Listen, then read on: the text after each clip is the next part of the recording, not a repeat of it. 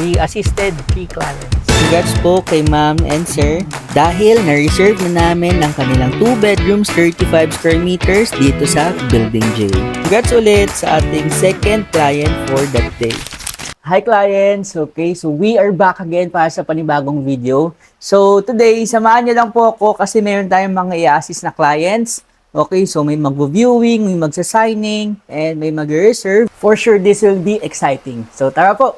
So today mayroon tayong i-assist na 3 clients. So 2 ay nag-reserve and yung isa naman ay nakapag-ready na ng ating loan folder. So ito po, mayroon tayong open house and andito tayo ngayon sa ating clubhouse.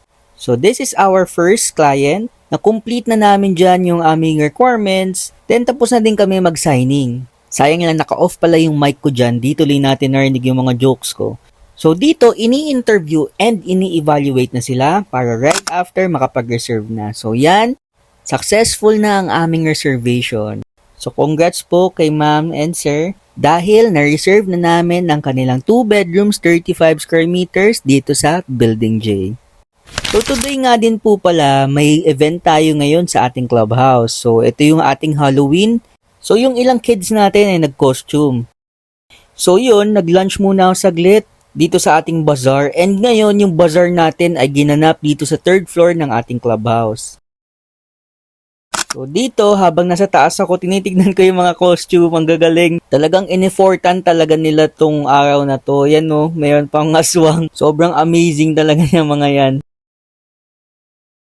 Tapos dito naman yan, no, may nakuha silang magician and entertainer para nga naman ma-entertain yung kids.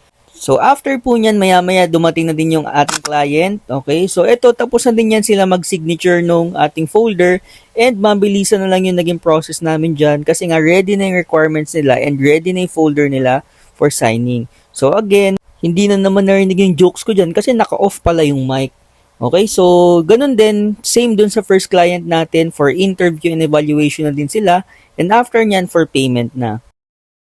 Very successful yung ating second reservation that day and sayang hindi na naman narinig yung joke ko dyan dahil nga yun nga na off yung mic. So yun, congrats ulit sa ating second client for that day. And since open house, nakakuha po sila ng free electric fan. Okay, so 2 down. Last one to go. So itong isang client din natin nasa showroom po. So interested din sila. Okay, they are looking after the newest building din, which is Building J. Okay, so tara, assist din natin sila. For those na curious, no, ano ba ang ginagawa namin dito sa site? So ganito po, dito, takbo dyan, kung saan may client, mag-a-assist ng client, tapos patawanin yung client. Kasi